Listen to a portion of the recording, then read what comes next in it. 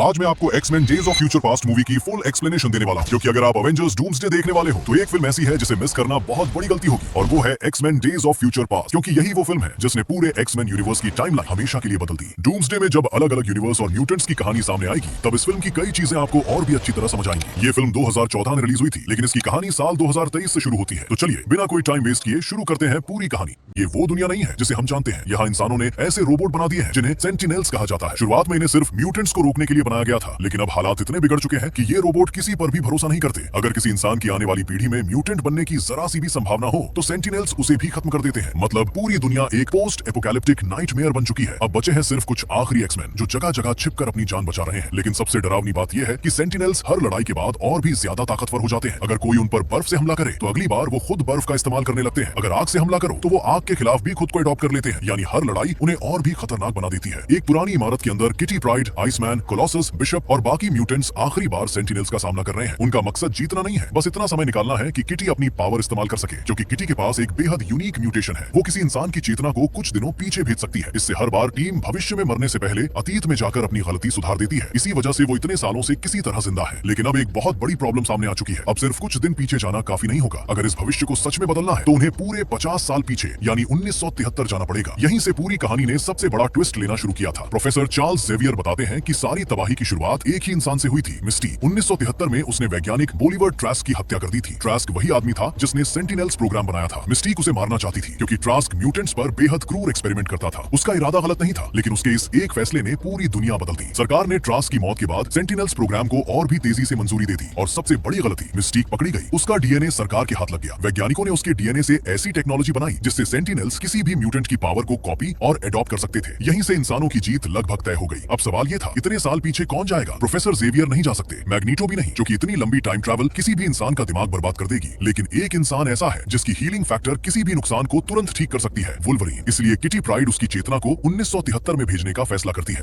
और अगले ही पल लोगन अपनी आंखें खोलता है। लेकिन अब वो फिर से जवान है। उसके शरीर में अभी एडामेंटियम भी नहीं है, और उसके सामने है 1973 की दुनिया। उसे तुरंत प्रोफेसर जेवियर को ढूंढना होगा, क्योंकि अगर इस बार वो नाकाम रहा तो भविष्य में मौजूद हर आखिरी म्यूटेंट हमेशा के लिए खत्म हो जाएगा। लेकिन उसे बिल्कुल भी अंदाजा नहीं है कि 1973 का चार्ल्स जेवियर वैसा इंसान नहीं रहा जिसे वो जानता था। उसका मिशन सिर्फ एक है, मिस्टीक को बोलिवर ट्रास्क की हत्या करने से रोकना, क्योंकि अगर वो ऐसा नहीं कर पाया तो भविष्य में म्यूटेंट्स का नामो निशान मिट जाएगा। लेकिन असली झटका उसे तब लगता है जब वो एक्सवेयर्स स्कूल पहुंचता है। जिस स्कूल में कभी बच्चों की हंसी गूंजती थी, आज वहां सन्नाटा पसरा हुआ। दरवाजा खोलता है बीस्ट, लेकिन ये वही बीस्ट नहीं है जिसे हमने फर्स्ट क्लास में देखा था। वो एक ऐसा सीरम बना चुका है जिससे उसकी नीली म्यूटेंट शक्ल दब जाती है और वो सामान्य इंसान जैसा दिखने लगता है। लोगन को लगता है कि अब सब ठीक होगा, लेकिन जैसे ही चार्ल्स एक्सेवियर सामने आता है उसके होश उड़ जाते हैं। ये वो महान प्रोफेसर एक्स नहीं है, ये एक टूटा हुआ इंसान है। उसने स्कूल बंद कर दिया, स्टूडेंट्स जा चुके हैं, और सबसे हैरानी की बात, वो फिर से चल सकता है। कैसे? क्योंकि बीस्ट के बनाए हुए उसी सीरम की वजह से। लेकिन इस सीरम की एक भारी कीमत है। जैसे ही चार्ल्स इसे लेता है उसकी टांगे काम करने लगती है, लेकिन उसकी टेलीपैथिक शक्तियां खत्म हो जाती हैं। यानी उसे एक चीज चुननी पड़ती है, चलना या दुनिया का सबसे ताकतवर टेलीपैथ बने रहना। लोगन बिना समय गवाए उसे भविष्य की पूरी कहानी बताता है। पहले तो चार्ल्स को यकीन नहीं होता, लेकिन लोगन उसके बारे में ऐसी निजी बातें बताता है जो सिर्फ भविष्य वाला चार्ल्स ही जान सकता था। अब चार्ल्स समझ जाता है ये कोई झूठ नहीं बोल रहा, लेकिन एक और बड़ी समस्या सामने है। मिस्टीक अब उसकी बात नहीं सुनेगी। अगर कोई उसे रोक सकता है तो वो है मैग्नीटो। प्रॉब्लम सिर्फ इतनी है, मैग्नीटो इस समय पेंटागन की सबसे सुरक्षित जेल में बंद है। अब सवाल ये है, दुनिया के सबसे खतरनाक म्यूटेंट को जेल से बाहर कैसे निकाला जाए? यही एंट्री होती है क्विकसिल्वर की, और मानो या ना मानो, सिर्फ कुछ मिनटों का ये किरदार पूरी फिल्म के सबसे यादगार सीन्स में से एक बन जाता है। क्विकसिल्वर की पावर बेहद सिंपल है, लेकिन उतनी ही खतरनाक भी। वो इतनी तेज दौड़ सकता है कि उसके लिए पूरी दुनिया लगभग रुक जाती है। वो लोगों के हिलने से पहले उनके आसपास की हर चीज बदल सकता है। लोगन, चार्ल्स और बीस्ट उसकी मदद मांगते हैं। शुरुआत में उसे ये सब एक मजेदार एडवेंचर लगता है, और फिर शुरू होता है पेंटागन ब्रेकआउट। मैग्नीटो की सेल को खास तौर पर बिना धातु के बनाया गया है ताकि वो अपनी मैग्नेटिक पावर इस्तेमाल ही ना कर सके। प्लान आसान है, क्विकसिल्वर अंदर जाएगा, मैग्नीटो को बाहर निकालेगा और किसी को पता भी नहीं चलेगा। लेकिन जैसे ही अलार्म बजता है पूरा पेंटागन सिक्योरिटी से भर जाता है। और अब आता है फिल्म का सबसे आइकॉनिक स्लो मोमेंट। क्विकसिल्वर अपनी सुपर स्पीड में दौड़ना शुरू करता है। उसकी नजर में समय लगभग रुक चुका है। हवा में उड़ती गोलियां, हिलते हुए गार्ड, टूटता हुआ कांच, सब कुछ मानो फ्रीज हो गया हो। वो आराम से हर गोली का रास्ता बदल देता है। किसी गार्ड को हल्का सा धक्का देता है, किसी की टोपी घुमा देता है, और कुछ सेकंड में पूरा कमरा ऐसे बदल जाता है जैसे कोई लड़ाई हुई ही नहीं। बाकी लोगों के लिए ये सब एक पल में खत्म हो जाता है, लेकिन क्विकसिल्वर के लिए ये पूरा एक लंबा सफर था। आखिरकार मैग्नीटो जेल से बाहर आ जाता है, लेकिन लोगन उसके चेहरे को देखकर समझ जाता है ये आदमी बिल्कुल नहीं बदला। उसका मकसद अभी भी वही है। अगर उसे लगेगा कि इंसानों को रोकने का एक ही रास्ता है तो वो बिना सोचे किसी की भी जान ले सकता है। फिर भी टीम के पास कोई दूसरा ऑप्शन नहीं है क्योंकि मिस्टीक को रोकने के लिए मैग्नीटो की जरूरत है। चारों अब सीधे पेरिस के लिए निकल पड़ते हैं। उन्हें पता है कि मिस्टीक वहीं बोलीवार ट्रास्क तक पहुंचने वाली है, लेकिन उन्हें ये नहीं पता कि मैग्नीटो के दिमाग में एक बिल्कुल अलग प्लान चल रहा है। वो मिस्टीक को बचाना नहीं चाहता, बल्कि अगर जरूरत पड़ी तो उसे मारने के लिए भी तैयार है, क्योंकि उसके हिसाब से एक इंसान की मौत से बेहतर है पूरी म्यूटेंट जाति का बच जाना। और यहीं से एक्समैन की सबसे खतरनाक टक्कर शुरू होने वाली है। प्रोफेसर एक्स की उम्मीद बनाम मैग्नीटो की सोच। अब उनका अगला मिशन है पेरिस, क्योंकि यही होने वाली है वो घटना जो पूरे भविष्य को बदल देगी। दूसरी तरफ मिस्टीक पहले ही बोलीवार ट्रास्क तक पहुंच चुकी है। उसकी नजर में ट्रास्क कोई मासूम वैज्ञानिक नहीं, बल्कि एक ऐसा इंसान है जिसने दर्जनों म्यूटेंट्स को पकड़कर उन पर बेरहम एक्सपेरिमेंट किए हैं। उसकी वजह से कई म्यूटेंट्स मारे जा चुके हैं। यानी मिस्टीक के लिए ये सिर्फ बदला नहीं, इंसाफ का सवाल भी है। इसी दौरान पेरिस पीस कॉन्फ्रेंस शुरू होती है। दुनिया के कई बड़े नेता एक ही जगह मौजूद है और ट्रास्क सरकारों को सेंटिनल प्रोग्राम के लिए मनाने की कोशिश कर रहा है। लेकिन अचानक पूरे हॉल में अफरा तफरी मच जाती है। मिस्टीक अपनी शेप शिफ्टिंग पावर का इस्तेमाल करके अंदर पहुंच जाती है और सीधे ट्रास्क पर हमला कर देती है। उसी समय लोगन और बाकी टीम भी वहां पहुंच जाती है। चार्ल्स बार बार मिस्टीक से सिर्फ एक बात कहता है, तुम उसे मारोगी तो सब खत्म हो जाएगा। कुछ सेकंड के लिए ऐसा लगता है शायद मिस्टीक उसकी बात सुन लेगी, लेकिन तभी मैग्नीटो बीच में आ जाता है और यहाँ वो ऐसा फैसला लेता है जो पूरी कहानी को पलट देता है। मैग्नीटो को पता चल चुका है कि भविष्य में सेंटिनल्स मिस्टीक के डीएनए की वजह से इतने ताकतवर बने, इसलिए उसके हिसाब से सबसे आसान रास्ता क्या है, मिस्टीक को अभी यहीं खत्म कर दो। उसके लिए एक इंसान की नहीं, पूरे म्यूटेंट समुदाय की जान ज्यादा जरूरी है। वो मिस्टीक की तरफ गोलियां मोड़ देता है। मिस्टीक बचने की कोशिश करती है, लेकिन उसके पैर में गोली लग जाती है और उसी पल उसका खून जमीन पर गिर जाता है। यही होती है सबसे बड़ी गलती। बोलीवार ट्रास्क के लोग तुरंत उस खून का सैंपल उठा लेते हैं, यानी जिस चीज को रोकने के लिए सब यहाँ आए थे वो हो ही जाती है। अब ट्रास्क के पास मिस्टीक का डीएनए पहुंच चुका है और भविष्य के सेंटिनल्स की नींव यहीं रख दी जाती है। मिस्टीक किसी तरह वहां से भाग निकलती है, लेकिन पूरी दुनिया ये सब लाइव देख चुकी है। अब इंसानों के मन में म्यूटेंट्स का डर पहले से भी ज्यादा बढ़ चुका है, यानी मैग्नीटो ने हालात सुधारने की जगह उन्हें और खराब कर दिया। उधर 2023 में भविष्य वाले एक्समैन लगातार सेंटिनल से लड़ रहे हैं। हर मिनट उनके किसी न किसी साथी की मौत हो रही है। किटी प्राइड पूरी ताकत लगाकर लोगन की चेतना को अतीत में बनाए हुए है। अगर उसका ध्यान एक पल के लिए भी टूटा तो लोगन वापस भविष्य में आ जाएगा और फिर सब खत्म। 1973 में वापस पेरिस मिशन फेल होने के बाद चार्ल्स पूरी तरह टूट जाता है। उसे लगता है शायद भविष्य बदलना अब नामुमकिन है, लेकिन लोगन उसे हार मानने नहीं देता। वो चार्ल्स से कहता है, अगर तुम खुद पर भरोसा छोड़ दोगे तो बाकी दुनिया तुम पर कैसे भरोसा करेगी। ये बात चार्ल्स के दिल पर सीधा असर करती है। उसे एहसास होता है कि वो इतने सालों से अपने दर्द में जी रहा था और उसी दर्द ने उससे उसकी पहचान छीन ली। आखिरकार वो बीस्ट का सीरम लेना बंद करने का फैसला करता है। जैसे ही वो सीरम छोड़ता है उसकी टेलीपैथिक शक्तियां वापस आ जाती हैं, लेकिन बदले में वो फिर से चल नहीं पाता। यानी चार्ल्स ने अपनी सबसे बड़ी ताकत वापस पाने के लिए अपनी सबसे बड़ी सुविधा कुर्बान कर दी। अब उसके सामने सिर्फ एक मिशन है, मिस्टीक को ढूंढना। वो पहली बार इतने सालों बाद सेरिब्रो का इस्तेमाल करता है, लेकिन पूरी दुनिया में फैले करोड़ों लोगों की आवाजें, उनके डर, उनका दर्द, उनकी सोच सब एक साथ उसके दिमाग में आने लगती है। पहले तो चार्ल्स खुद को संभाल नहीं पाता, लेकिन फिर वो धीरे धीरे अपने मन को कंट्रोल करता है और आखिरकार उसे मिस्टीक की लोकेशन मिल जाती है। लेकिन उसी समय एक और बुरी खबर सामने आती है, मैग्नीटो गायब हो चुका है और इस बार उसका निशाना सिर्फ मिस्टीक नहीं बल्कि पूरा अमेरिकी सिस्टम है। उसे सेंटिनल प्रोग्राम को हमेशा के लिए खत्म करना है, चाहे इसके लिए पूरी दुनिया उसके खिलाफ क्यों न हो जाए। अब कहानी अपने सबसे बड़े क्लाइमैक्स की तरफ बढ़ रही है, जहां प्रोफेसर एक्स इंसानों और म्यूटेंट्स के बीच शांति बचाना चाहता है, जबकि मैग्नीटो पूरी दुनिया को ताकत के दम पर झुकाना चाहता था। इसी बीच अमेरिका के राष्ट्रपति रिचर्ड निक्सन बोलीवार ट्रास्क के साथ व्हाइट हाउस के बाहर सेंटिनल प्रोग्राम का डेमो देने वाले हैं। दुनिया भर की मीडिया वहां मौजूद है। अगर आज सेंटिनल्स को दुनिया के सामने सफल साबित कर दिया गया तो शायद कोई भी देश इस प्रोग्राम को रोक नहीं पाएगा। लेकिन किसी को अंदाजा भी नहीं है कि मैग्नीटो पहले ही अपनी चाल चल चुका है। वो पेंटागन से अपना पुराना हेलमेट वापस ले लेता है ताकि अब प्रोफेसर एक्स भी उसके दिमाग को कंट्रोल ना कर सके, और फिर वो ऐसा काम करता है जिसने पूरी दुनिया को हिला दिया। मैग्नीटो दूर मौजूद एक पूरे बेसबॉल स्टेडियम को अपनी मैग्नेटिक पावर से उखाड़ देता है। सोचिए, पूरा स्टेडियम हवा में उड़ रहा है और अगले ही पल वो उसे व्हाइट हाउस के चारों तरफ गिरा देता है। अब वहां मौजूद हर इंसान कैद हो चुका है। पूरी दुनिया ये सब लाइव टीवी पर देख रही है। मैग्नीटो अब किसी से छिप नहीं रहा। वो जानबूझकर पूरी दुनिया को दिखाना चाहता है कि म्यूटेंट्स इंसानों से कहीं ज्यादा ताकतवर है। उसके हिसाब से डर ही सबसे बड़ी ताकत है। अगर इंसान डरेंगे तो कभी म्यूटेंट्स के खिलाफ खड़े नहीं होंगे। लेकिन प्रोफेसर एक्स जानता है कि यही सोच भविष्य को बर्बाद करने वाली है। अगर आज दुनिया ने सिर्फ एक हिंसक म्यूटेंट को देखा तो सेंटिनल्स को रोकना लगभग नामुमकिन हो जाएगा। इसी दौरान लोगन मैग्नीटो को रोकने की कोशिश करता है। अब पहली बार दोनों आमने सामने हैं, लेकिन एक बात लोगन भूल जाता है, उसके शरीर में अभी अडामेंटियम स्केलेटन नहीं है, यानी मैग्नीटो के पास उसे कंट्रोल करने का कोई मौका नहीं। लेकिन उसके आसपास मौजूद लोहे के टुकड़े अब भी मैग्नीटो के हथियार बन सकते हैं। मैग्नीटो बिना समय गवाए लोहे की कई रॉड्स लोगन के आर पार कर देता है। लोगन दर्द से चीख उठता है। इसके बाद मैग्नीटो उसे उठाकर सीधे नदी में फेंक देता है और पहली बार वुल्वरीन इस लड़ाई से बाहर हो जाता है। अब पूरा खेल सिर्फ 3 लोगों के बीच रह गया है, प्रोफेसर एक्स, मिस्टीक और मैग्नीटो। उधर भविष्य में हालात और भी खराब हो चुके हैं। सेंटिनल्स आखिरकार एक्समैन के छिपने की जगह तक पहुंच जाते हैं। एक एक करके सभी म्यूटेंट्स लड़ते हुए गिरने लगते हैं। आइसमैन, स्टॉर्म, कोलोसस, बिशप, लगभग हर कोई अपनी आखिरी सांस तक लड़ता है। किटी प्राइड भी बुरी तरह घायल हो चुकी है, लेकिन फिर भी वो लोगन की चेतना को अतीत में बनाए रखती है, क्योंकि अगर उसने अब हार मान ली तो इन सभी की कुर्बानी बेकार हो जाएगी। 1973 में मैग्नीटो राष्ट्रपति और बाकी नेताओं को मारने ही वाला होता है। उसका मानना है अगर दुनिया के सबसे ताकतवर नेता आज खत्म हो गए तो इंसान कभी म्यूटेंट्स के खिलाफ संगठित नहीं हो पाएंगे। लेकिन तभी एक ऐसा ट्विस्ट आता है जिसकी किसी ने उम्मीद नहीं की थी। राष्ट्रपति निक्सन अचानक मिस्टीक में बदल जाता है। दरअसल मिस्टीक पूरे समय उसका रूप लेकर सही मौके का इंतजार कर रही थी। वो मैग्नीटो पर गोली चलाती है। मैग्नीटो घायल होकर गिर जाता है। अब मिस्टीक के सामने फिर वही फैसला है जिसने भविष्य तय करना है। उसके हाथ में बंदूक है, सामने बोलीवार ट्रास्क खड़ा है। बस एक ट्रिगर दबाना है और उसका बदला पूरा हो जाएगा। लेकिन उसी समय प्रोफेसर एक्स अपनी टेलीपैथी से उससे बात करता है। वो उसे रोकने की कोशिश नहीं करता, बल्कि उसे याद दिलाता है कि तुम्हारा एक फैसला आने वाली पीढ़ियों की किस्मत लिखेगा। मिस्टीक पहली बार महसूस करती है कि अगर उसने आज गुस्से में फैसला लिया तो वही इतिहास दोहराया जाएगा जिसे बदलने के लिए लोगन भविष्य से आया था। वो धीरे धीरे अपनी बंदूक नीचे कर देती है और यहीं पूरी टाइमलाइन बदल जाती है। लेकिन क्या सच में भविष्य बच गया या अभी भी कोई ऐसा राज बाकी है जो आने वाले एक्समैन और शायद अवेंजर्स डूम्सडे तक असर डालेगा? अब दुनिया के सामने पहली बार एक अलग तस्वीर थी। लोगों ने देखा कि एक म्यूटेंट राष्ट्रपति को बचा भी सकता है। यही वो पल था जिसने इंसानों की सोच में पहली दरार डाली। बोलीवार ट्रास्क बच जाता है, लेकिन उसका सपना वैसा नहीं चलता जैसा उसने सोचा था, क्योंकि मैग्नीटो के हमले ने पूरी दुनिया को यह भी दिखा दिया कि उसकी सेंटिनल टेक्नोलॉजी अभी सुरक्षित नहीं है। यानी सरकार के सामने अब एक मुश्किल सवाल था, क्या इतनी खतरनाक मशीनों पर भरोसा किया जा सकता है? इसी बीच 1973 में वुल्वरीन नदी की गहराई में डूब चुका है। वो जिंदा तो है लेकिन खुद बाहर नहीं निकल सकता। कुछ देर बाद सैनिक उसे पानी से बाहर निकालते हैं। पहले ऐसा लगता है कि ये विलियम स्ट्राइकर है, वही आदमी जो आगे चलकर वुल्वरीन के शरीर में एडमेंटियम डालेगा। लेकिन फिल्म यहाँ आखिरी ट्विस्ट देती है। जैसे ही कैमरा उसकी आंखों पर जाता है, उनकी आंखें पीली हो जाती हैं। मतलब वो असली स्ट्राइकर नहीं था, वो मिस्टीक थी जिसने उसका रूप धारण किया हुआ था। फिल्म यहाँ ये साफ नहीं बताती कि उसने लोगन को क्यों बचाया, लेकिन इतना जरूर समझ आता है कि अब इतिहास पहले जैसा नहीं रहने वाला।